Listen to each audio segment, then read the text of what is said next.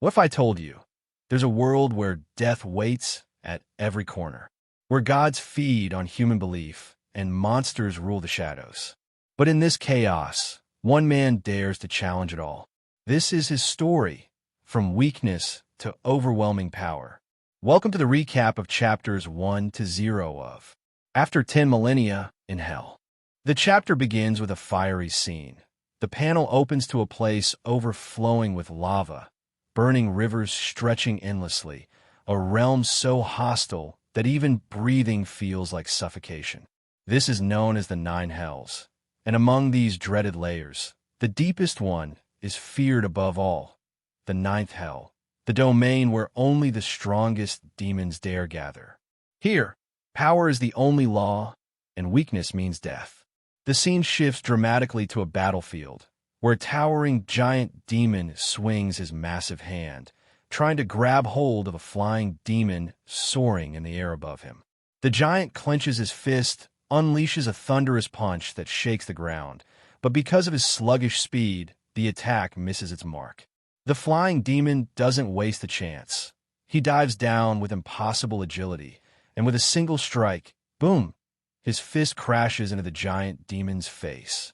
The force is monstrous, sending the towering figure flying backward like a collapsing mountain.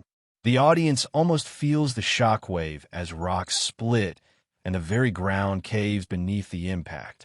The massive demon grits his teeth, showing bitter disappointment, his pride wounded. He admits to himself that the demons of the ninth hell truly are powerful, yet his stubborn arrogance refuses to back down. Even after being launched like a rag doll, he smirks and declares that the punch only tickled him, mocking his opponent as if his brain is missing. At last, the giant introduces himself with a thunderous voice, Garkas. His opponent, with burning eyes and wings spread wide, reveals his name with pride, Balak. Perhaps it's some twisted demon ritual, introducing themselves before slaughtering one another, or maybe it's just their way of affirming their existence in this infernal pit. Balak sneers, accusing Garkas of being all bark and no bite, nothing but talk. Enraged at being mocked, Garkas bellows in fury and lunges forward to tear him apart. The two clash in a ferocious battle that shakes the ninth hell itself. Balak clenches his fist tight, his muscles crackling with demonic power, and smashes it directly into Garkas's chest. Crash! The strike launches the hulking demon through the air like a football kicked by a god. Balak doesn't stop there. Seizing the perfect opening, he gathers all the energy in his body, his fist glowing with concentrated destruction. He dives in, his scream echoing across the lava fields, and delivers a final devastating blow straight into Garkas's face. Boom! The colossal demon is sent flying into oblivion, almost as if Balak has punched him straight to God. The scene cuts suddenly.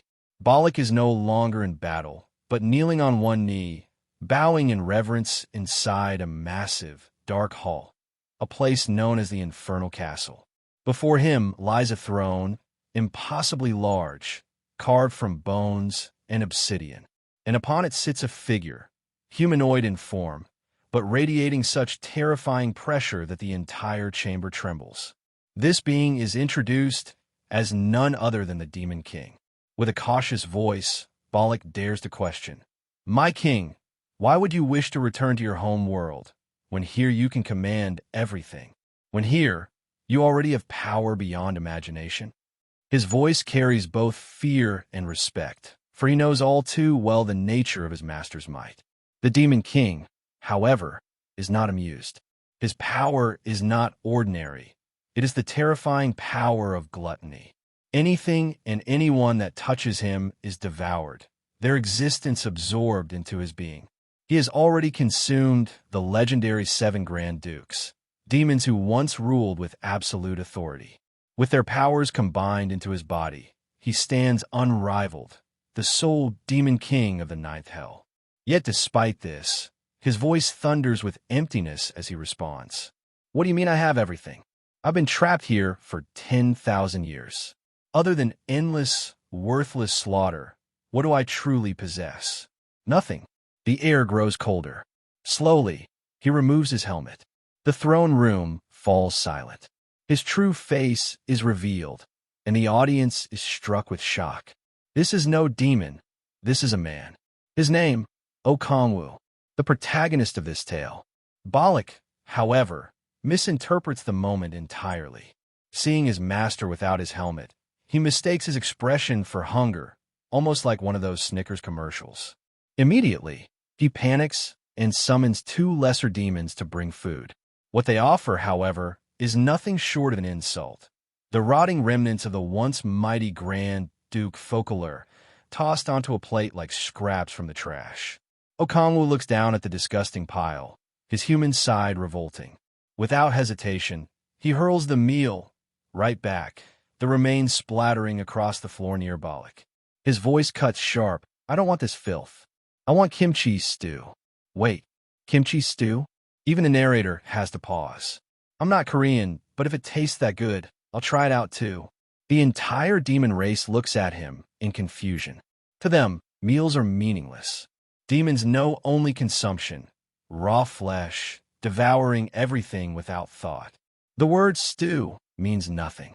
Balak stammers, thinking perhaps kimchi stew is the name of some hidden demon Kongwu wishes to devour. The misunderstanding only grows.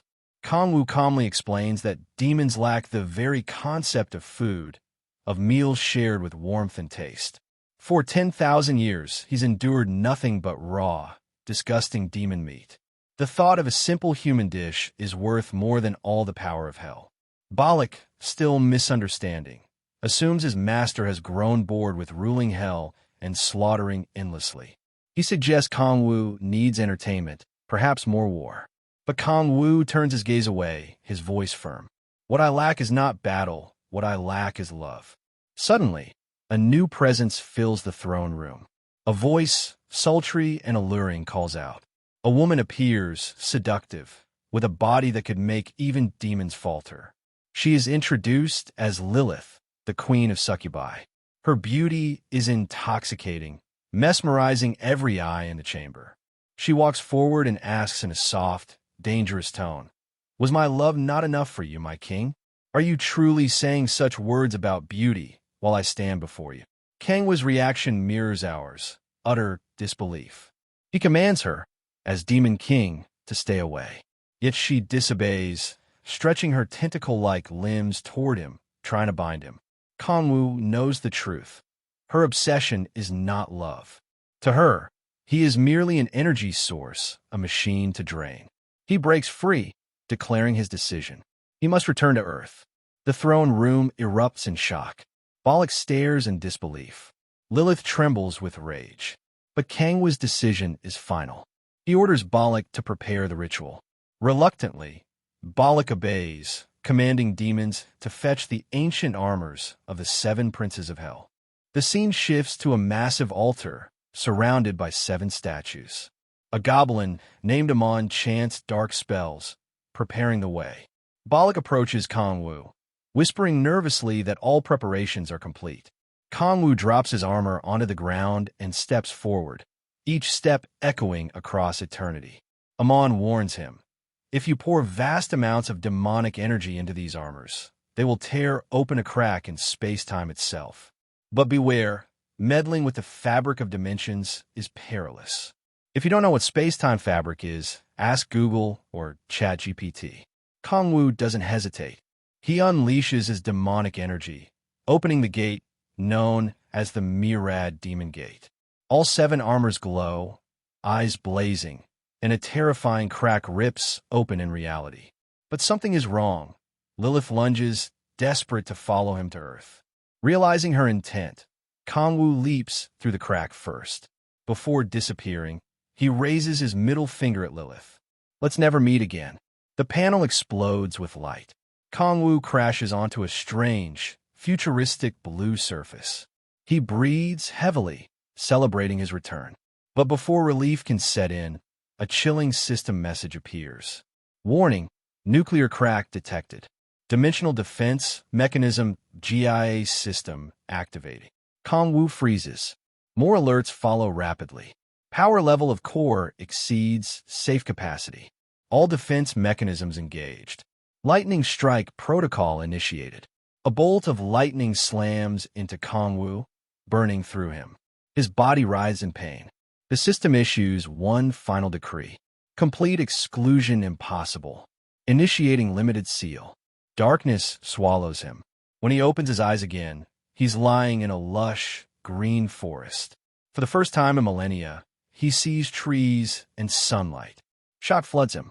His instincts, honed through endless battles, flare to life.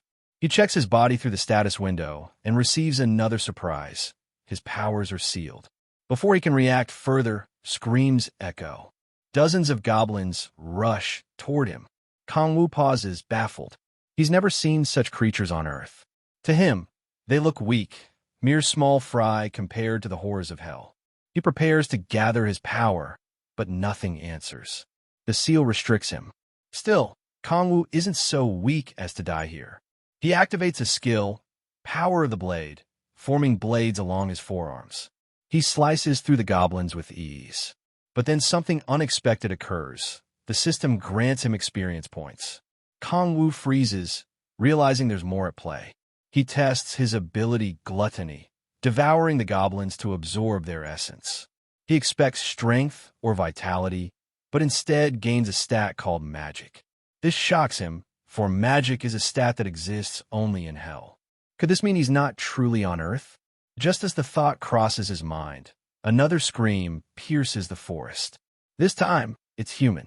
For the first time in 10,000 years, Kangwoo hears the voice of a human being. Overjoyed, he dashes toward the sound. There, he finds a young girl surrounded by goblins. To Kangwoo, her simple human form, one nose, one mouth, no tentacles, fills him with overwhelming joy. The girl closes her eyes in fear, certain death is near. But instead, she hears goblins shrieking in pain. She opens her eyes and sees Kangwoo, blades flashing, making his heroic entrance. For the first time in ages, Kangwoo meets his future heroine. She thanks him for saving her life. But Kangwoo, being Kangwoo, doesn't respond with grace. Instead, he blurts out, "Please marry me." Bro forgot he's not in hell anymore. The girl is utterly shocked. Processing the absurd situation, she barely notices Kangwoo tending to her injured leg. He remembers he had forcefully switched the hell language to Korean, so now he could speak with her. As he bandages her wound, he asks gently if she's okay. She seems strangely comforted, even happy. Kangwoo notices her phone lying nearby. Picking it up, he checks the year. It's been 5 years since his disappearance. He lies beside her, staring at the sky, asking why she's here. She explains she was doing solo hunting. Kangwoo grows confused. Only he should have a system, yet she speaks like a player. Their talk is cut short when she winces in pain again, her injury worsening. Kangwoo offers his support, and together they move toward the gate. Upon exiting, Kangwoo is stunned. He had thought he was on Earth, but this was merely another dimension connected by a gate. Outside, humans gather in large numbers, shouting, forming parties. Kangwoo is moved to see so many humans alive. The girl thanks him again, inviting him to her house as gratitude. But before they can relax, guards demand their player cards. Kangwoo doesn't have one. The girl shows hers, but suspicion remains. To cover himself, Kangwoo uses his demonic ability Oblivion, manipulating their senses. He flashes a middle finger, and somehow the guards nod, deceived. The scene shifts to her apartment. It's small but cozy. She introduces Kangwoo to her caring mother, explaining he saved her life. Her mother, grateful, invites him to dinner. Kangwoo agrees, but secretly, he's eager to learn about the current state of Earth.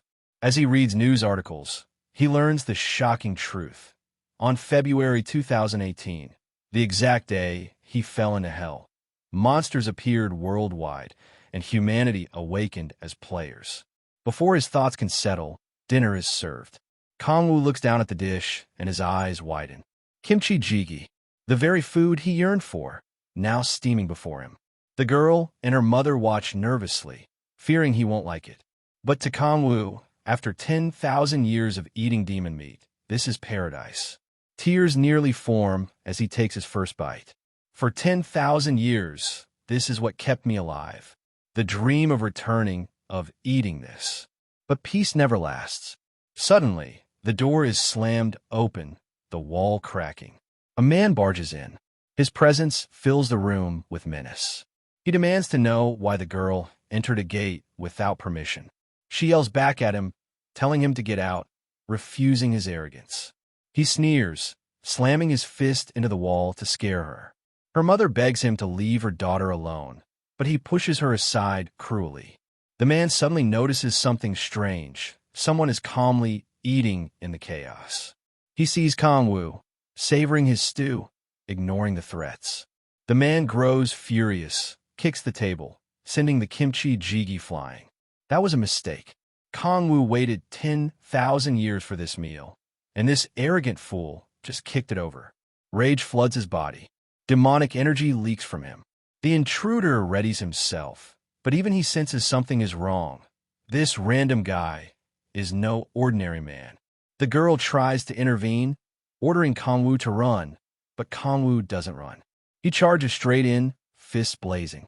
He smashes the intruder's ribs with a devastating punch.